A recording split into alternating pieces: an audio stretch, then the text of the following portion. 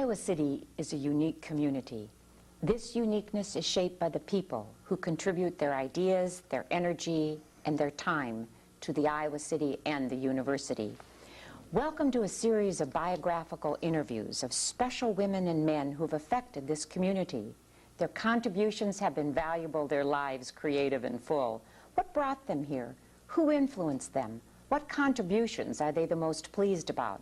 These and other questions will be explored during this series of interviews entitled, Tell Me Your Story. Bob Burns has had a colorful and varied history in Johnson County. Mr. Burns is a former state senator and retired member of the Johnson County Board of Supervisors.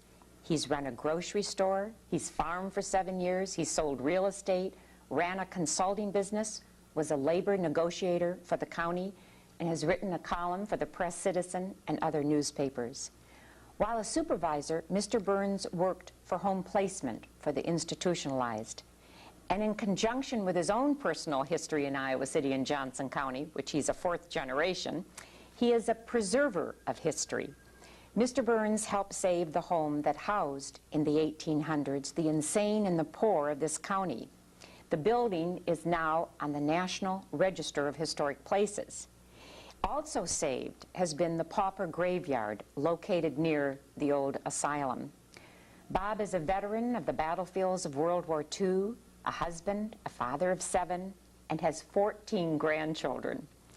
He's been described as having a sense of humor, a keeper of history, feisty, controversial, and an asset to this community.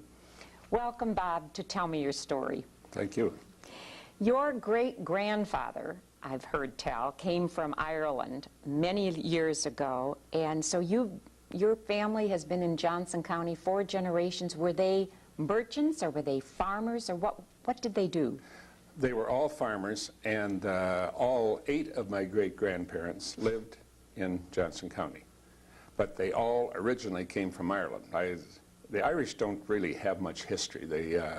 I mean that they don't keep history. The older people didn't seem to want to talk about it. So more people my generation are trying to pick up on it. But anyway, at one time they all landed in Johnson County and married. And here you are. You attended the University of Iowa, and then World War II interrupted your education, and you were off to the battlefields in France. And is that eventually? Eventually. And then first I went through basic training at Camp Roberts, and then they pulled a bunch of us out for further education, went to the University of Kansas. Then suddenly they decided they needed cannon fodder a lot worse than they needed engineers, so they dumped us all out. We found ourselves in the Rainbow Division, which eventually went over to France. I see. And we landed there as the Battle of the Bulge was starting. And instead of getting training as we thought we would around Marseille, we immediately loaded on the old 40 and 8s and traveled about 3 days to the front line. And you were a machine gunner. Machine gunner. There's a great picture I'm going to have the editor insert into this interview of you with in a bunker.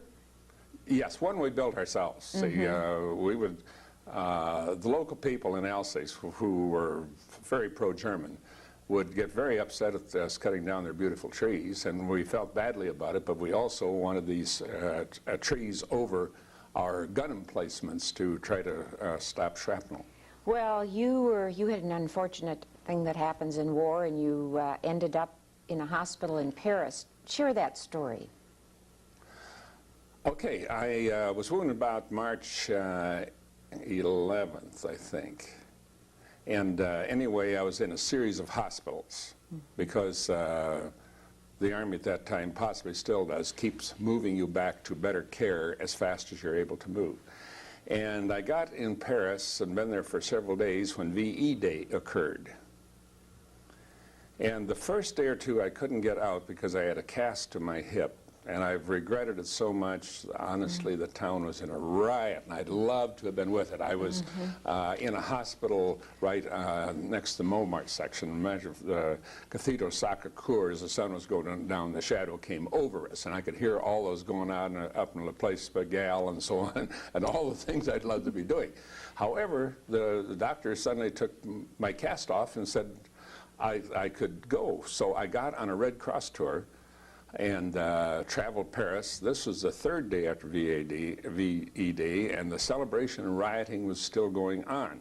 Matter of fact, when we got to Cathedral Notre Dame, de Gaulle had just been in there celebrating a victory mass, and we saw him come out. It was some distance, but de Gaulle is very easy to see among Frenchmen. He's clear up there.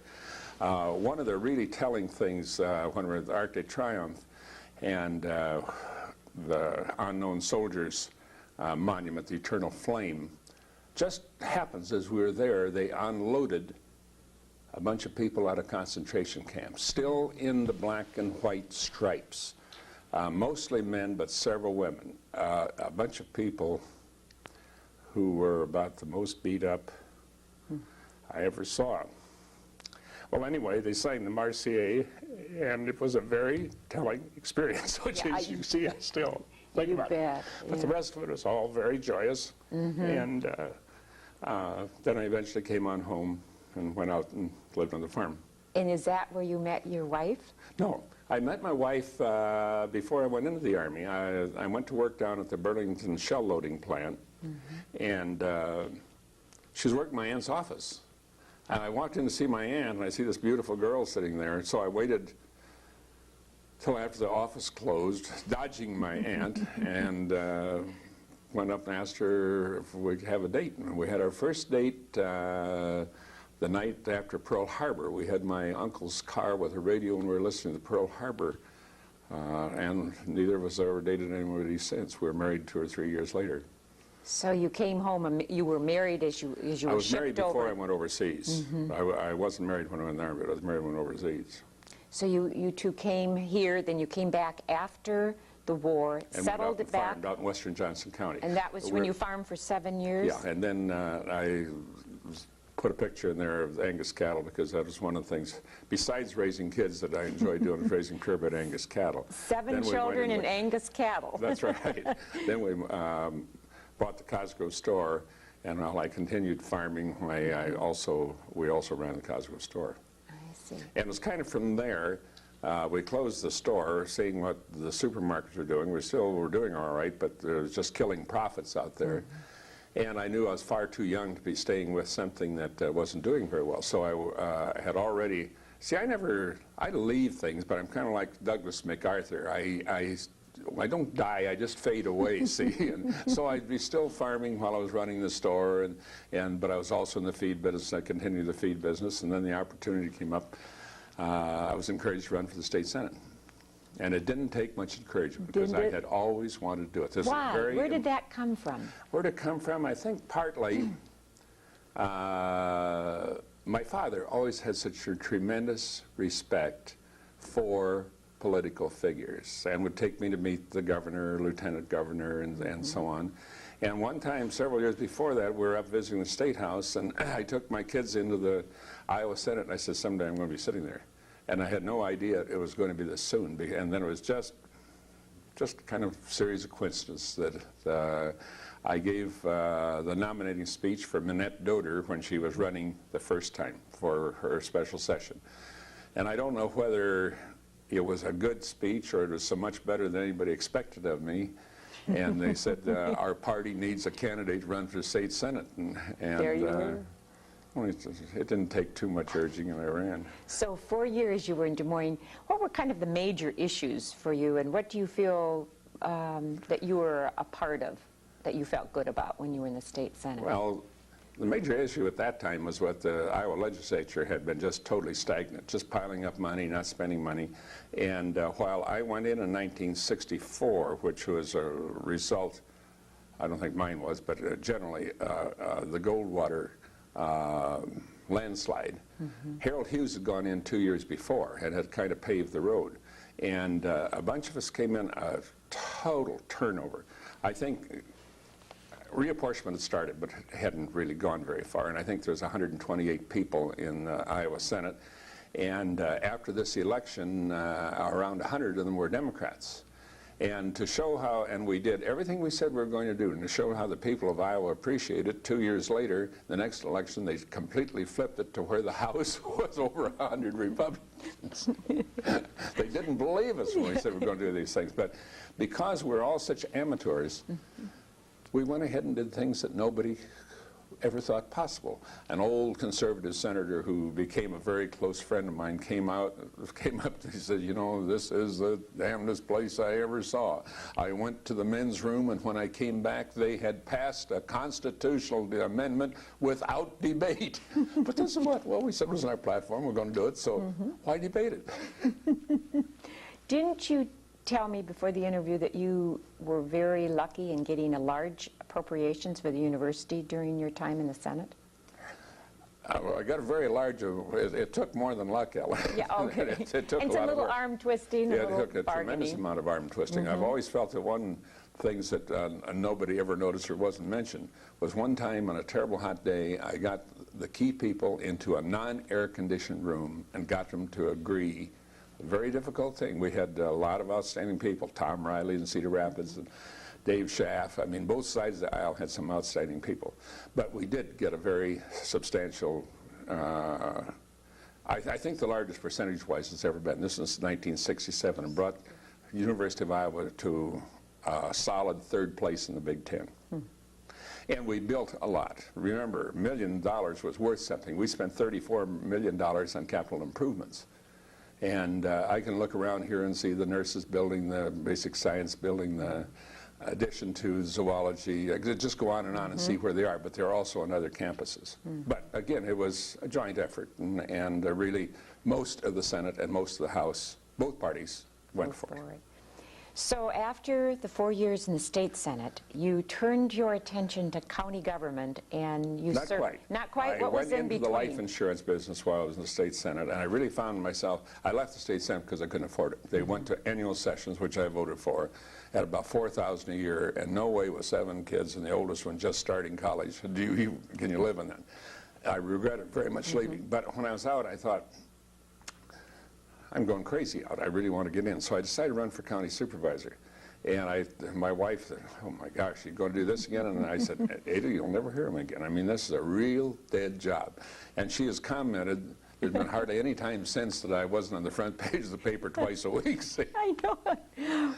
Do you like controversy? There was a lot of controversial times in your tenures on the 3 terms. Well, I must. I have a letter in my pocket that I'm taking out to Press Citizen to strongly criticize an editorial that they wrote, and yes, I like controversy. I don't like mean controversy, but a controversy of difference of opinion, and then patch it up and laugh about it when you go away. Why? You feel strongly about things. Yeah. That, when you served your 3 different terms, what do you feel was your unique contribution or your unique contributions? Well, I think if I started adding them up all the way through, will probably be work I did for Human Services. And I'm in a great county to do it. I mean, lots of support. I was part of starting group homes, a very strong part in starting Systems Unlimited, funding for social services. Matter of fact, even back in the Senate, the first bill I worked on was the first bill in the state of Iowa for reporting abuse of children.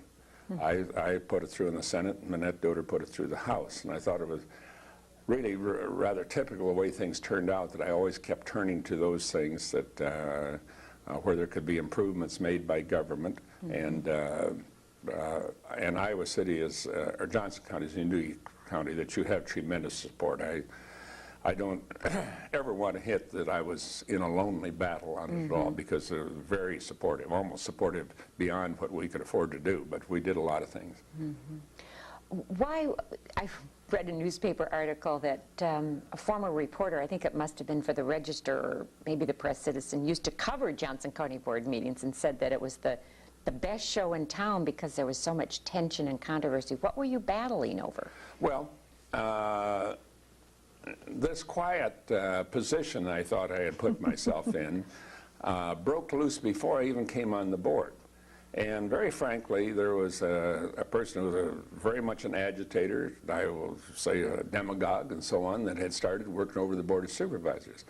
And the news media got interested in it, and there was constant confrontation. I'll tell you, I was in the news so much more as a county supervisor than I ever was a state senator. One time when something was coming up, and I can't remember who it was, I was chairman of the board, I looked around and counted the representatives of 13 news media waiting for the meeting, and with 3 television stations. You know what I did? I didn't let anything happen. I just kept the deadest meeting you ever saw and avoided everything controversial, let them walk home. Did you have that much power? Oh, yeah. As a County supervisors have tremendous power. Really? They make moves totally on their own. All you have to have is the vote, see. And Loretta and I were a real team, and Mr. Bartell was opposing most of what we did. But unbelievably, when you look back, we accomplished so much. Well, Bartell was a person who was always wanting public attention and getting on the radio and getting on television and so on. He really voted with us on all these liberal things. Went along, and Bartell said to me one time, he says, you know, I was just counting up, and for all the trouble you and I have had, we voted together 94% of the time. Isn't that something? So that was when there were 3 supervisors, and now we have 5. And one of the reasons they got 5 is because we had so much trouble at that time. I think the 5 was a mistake. I fought it at the time, and I still do. 3 supervisors are more responsible. When you're on the board of 3 supervisors, you either vote for it or against it, and you're there. But 5, you can play a little bit. I love being on the 5. It's more like a small legislature. I've talked, Bob, to a friend and fellow supervisor, Dick Myers, and he said that you really have a sense of history, and it's a very unique history that you are preserving, and it has to do with the home that's been restored, relatively speaking, that housed the insane and poor in the mid-1800s. I'd love people to know kind of your involvement. When did you first read about it? Like, was it in supervisors' minutes or what? And how it all came to be on the register? Well, the first I knew about it was when I went on the board in 1971. Within a month or so, we were visiting the county home, and the other 2 supervisors, Kessler and Pribble, took me out to show me this and said we were using it as a hog shed then, and said this used to be the home of the insane.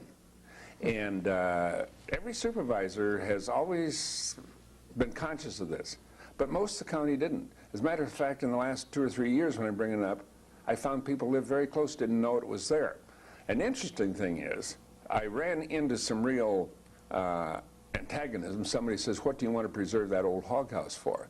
Well, it wouldn't be there if it wasn't a hog house. There were originally 2 wings there with a central building. This one was for the insane, so it had all the bars and the cells. And I suppose a very practical farmer board of supervisors, what a wonderful place for sow pens.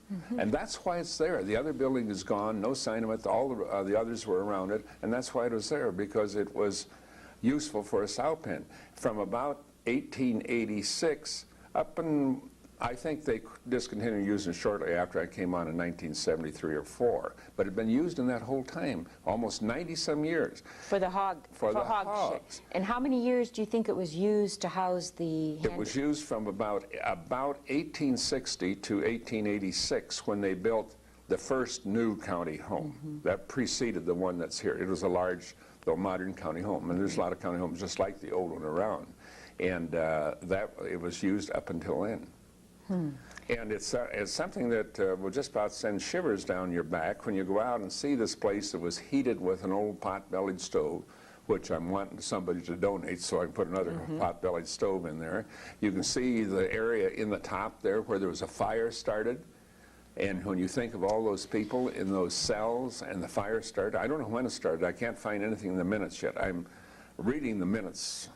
The Board of Supervisors, that's when I say about 1860. I've got it in the minutes in 1858 that Blue Ribbon Committee, very much like we would have here, inspected the poor farm for the supervisor, came back and said it is just terrible the way they're being housed.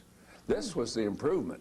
They had been housed, all of them in one room and one all the women in another, and a room, a three-room building, and the other was for the steward. And this was a protest. I think one of the significant things is that Iowa is one of the states where the counties have always been responsible for the mentally ill. And we still are. We still do carry it. If we send people to Mount Pleasant and so on, we pay for it. And most places, the states have it. So we've always been unique in this, that we took care of our own mentally ill. And while this was bad, and it looks a lot better now that we've renewed it, it was the best they had. I took a couple of young women out there, reporters, and one of them rather diffidently said, but where was the bathroom? I said, there weren't any bathrooms then. I said, go over to Old Capitol, our restored Old Capitol. There weren't any bathrooms then. I have always insisted that none of these buildings are authentic unless you have the old outhouses back of them, because they had to be there. But I also had a thing that I felt very strongly about, that sometimes what we should be preserving are things we aren't so proud of. It's great to restore mansions. My wife and I go to Natchez, and we go through the mansions, and we go through so on. And there's good reason for them. There was money to build them and so on, but they weren't representative. I've often thought, with a remarkable thing about Hoover's birthplace, as this President of the United States was born in almost a little shack. But an awful lot of the houses were like that at that time. Even though the houses they move in are 19th century houses around there, they were really, had to be affluent people live there. An awful lot of people lived in awful poor houses at the time. I'm sure it showed everyone how far medical care has come and how many over 125, Yeah, you walk 40 into years. that, and I'm looking forward to taking you out, Ellen, and you just think, well, what if one of mine were in here, in this barred place, wooden bars, you know. One cell has steel on the inside of the wooden bars, which interests me. Barred windows. And then they didn't they feed them? Yes, I think that is there. Incident of the whole thing, there was only one that was intact of the feeding, but it was intact. But really, the inside of that building was in great shape. The director of State Historical Society said to me, you people did this yourself? Did you get any experts in? And I said, well, we had an architect. How did you know what to do? I said, it's the simplest thing in the world. Everything was there, except it was rotten. It was rotten. A lot of hog dust. A 4 by 8, 12 foot long is still a 4 8 by 8, even if it's rotten. See, so we just built it exactly. And Ellen, this is one of the most authentic restorations there's ever been. The only thing I will tell you that is not authentic is we put a cement foundation under it instead of what they had, limestone. And the board was very kind to let me make these decisions. And the reason I didn't put the limestone was, limestone rots. It erodes and so on, and eventually you'll still have the building go back there. And then the other thing was, on the south side, kind of out of sight, is the handicap ramp. Otherwise, it is totally the same as it was, and much of the old part's still in there. Go ahead. Did you see anything on the walls? Well, the walls are covered with graffiti, and people writing. There's some of it's written in German. We haven't done anything with the walls. I have put up signs there, do not touch the wall, because I made the mistake one day of spitting my finger to see if I could see something better, and I rubbed out a word. And so I knew what could happen, what anybody else would do. Don't ever do this, see. We did take a vacuum cleaner and clean the dust off the walls, but sometime this summer I'm hoping to see an expert on how we can raise this or make it so it's still the same. But everything is the same there except the rotted out boards that we replaced. Mainly the floor is new, and several of the cells were rebuilt. But some of them are just exactly as they were, and these side walls with all the writing are still there. The roof is exactly the same. I mean the inner ceiling, not the roof. It's quite amazing that the graffiti has lasted. Isn't it though? With hogs using... It's lasted above the level of the hog. See, I mean, it starts about here and goes on up. I want to mention another thing in case we get done too soon, and that is certain people say, well, what are you going to do with it? And it suddenly occurred to me, what are we going to do with it? I talked to various farmers. I said, the state has really, with regulations, knocked us out of almost everything we do, milking herd, cow herd, gardens, and everything. We have these great buildings. What do? Do we tear them down? To a person, they said, well, you can't tear them down. So the Board of Supervisors went ahead and we did very little fixing. We just did painting. The buildings are in excellent shape. And I did this just to get public opinion. I floated this one day, told the reporters, please pick this up. The idea of making an agriculture museum out of there. And I'll tell you, Ellen, I have, as you said, occasionally been controversial. I have never done anything that I received the complete approval. I remember one person who always was against everything I did. He says, I want to be in on that. And what I'm hoping we will do is gather old machinery. And I'm hoping that it'll be real old machinery, old horse machinery like was used back there. Not tractors, old horse machinery. Because this was a producing farm. This was the idea of the county farm. See, you put people, poor people out there, didn't have any place to go, and you put them to work. There is located at Chatham Oaks a graveyard. How many graves are in this pauper's graveyard? Well, I don't know now, but I can find out.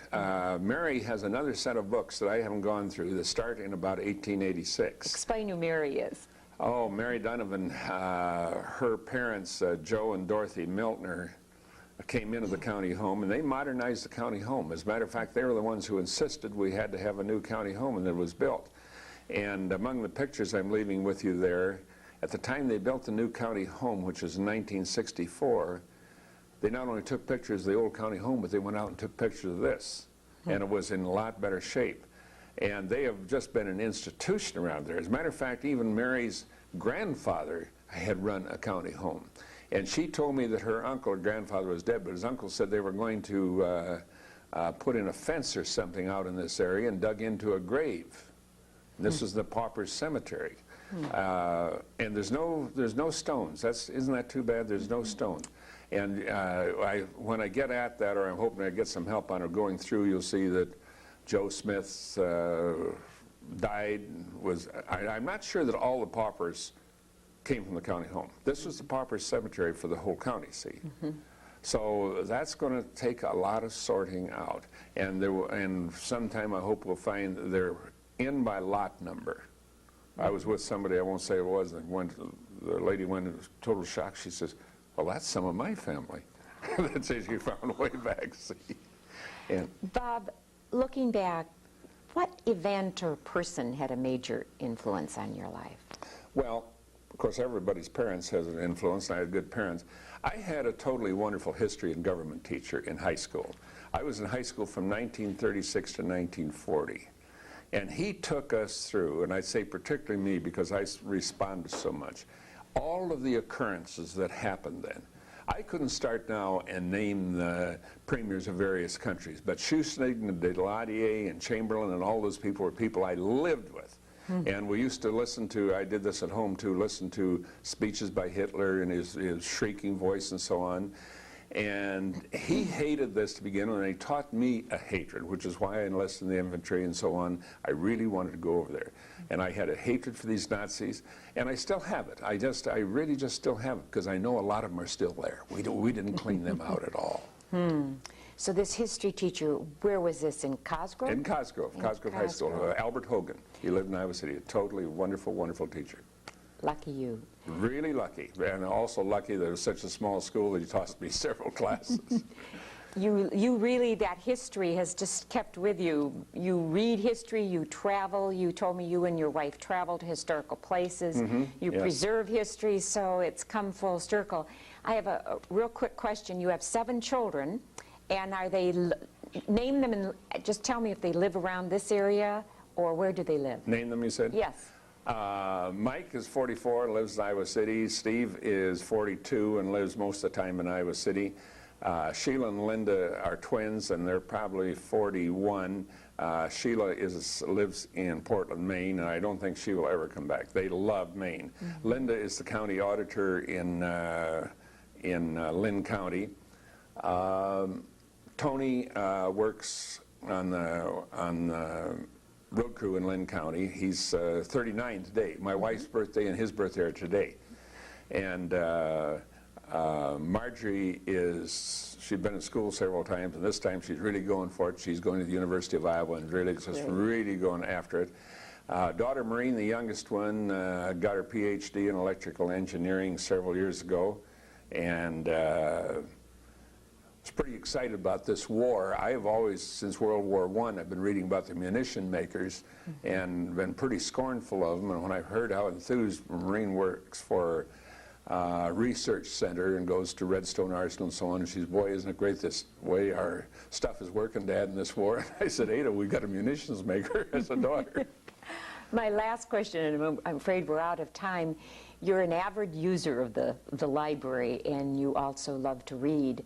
What kind of books do you like? Well, I like a lot of different things, but I read an awful lot of war books, particularly World War II books, particularly a lot about Nazi Germany, concentration camp. I can't resist. As a matter of fact, I'm kind of running out of ones to read. But I also like spy novels very much. I like Robert Ludlum and Helen McInnes and people like that. When Stan Herring died, you knew Stan, didn't you? And we would meet and come up with the latest books and exchange books, because you remember we used to see him down by the fountain, just sitting reading all the time and giving me lists. That's good. I know you're retired, but you're not really retired. You've got lots of things you're working on. Certainly do. And lots of travel and places to go, and I wish you lots of luck on your next adventure. Thank you very much. I've been talking with Bob Burns, former state senator and retired member of the Johnson County Board of Supervisors. His interests range from agriculture, business, local and state government, library, reading, travel, and preserving the neglected history of the poor and handicapped of Johnson County. Mr. Burns has involved himself in a myriad of vocations and avocations, from a labor negotiator to a newspaper columnist. An Irishman with a penchant for wit, historical preservation, and political action, he has left his mark on Iowa City and Johnson County.